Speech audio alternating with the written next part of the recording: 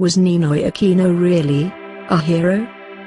No. Ninoy Aquino Jr. was born November 27, 1932, in Tarlac.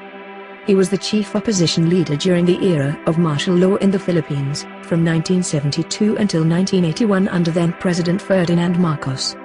Ninoy's assassination in Manila International Airport on August 21, 1983 bolstered popular opposition to the Marcos government and brought his widow, Corazon Cory Aquino, to the political forefront. After the ouster of Marcos, Cory was elected as the first woman president of the Republic of the Philippines. His only son, Ninoy Aquino, later became the 15th president. Ninoy was the son of Benigno Aquino Sr., a well-known politician and landowner in Tarlac. After World War II, Benigno Sr. was arrested and charged with treason for collaborating with the Japanese during the war. His life in politics started very early, at the age of 22. He was elected mayor, vice-governor, governor and became the youngest senator at age 34. He was the national leader of the Liberal Party in 1968. Meanwhile, he became wealthier with his marriage to Cory Aquino, whose vast land estate includes the infamous Hacienda Luisita, a controversial 6,000-hectare sugar plantation where many farmers died fighting for their basic rights as tenants and tillers.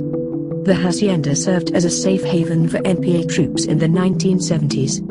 Ninoy helped broker the purchase of the biggest hacienda in the country for the Cojuangcos in 1957. He later on became the hacienda's administrator. In return for the family agreeing to distribute the hacienda's land to small farmers by 1967, the purchase received preferential treatment from the Philippine government, which included hefty loans from the Philippine Central Bank and the government service insurance system. During her term as president, Cory protected their estate by engaging in a series of half-hearted gestures at land reform, leading to massacres of farmers in many occasions.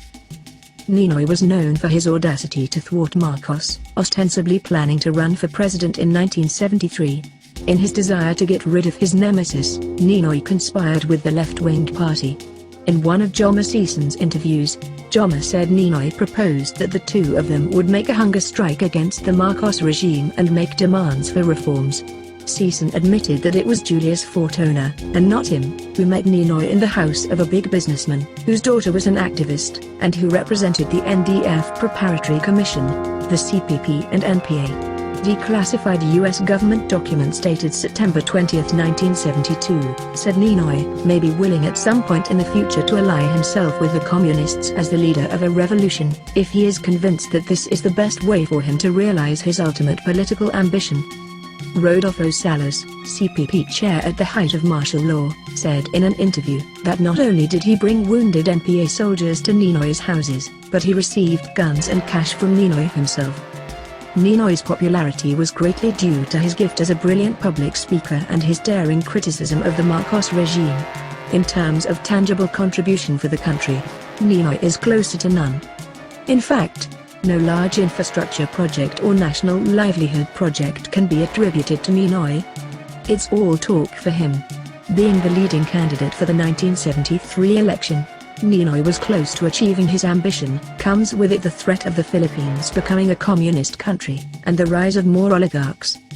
With this growing threat, then-President Ferdinand Marcos declared martial law. Ninoy was arrested and charged of murder, illegal possession of firearms and subversion. If he had been the president, the usual political agenda is to protect their political dynasty's vested interests, since Ninoy came from an oligarch family.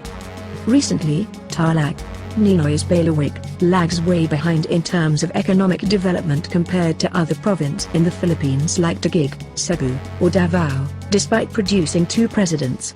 Filipinos experienced dark days during the Marcos regime. If Ninoy Aquino succeeded, it could have been darker.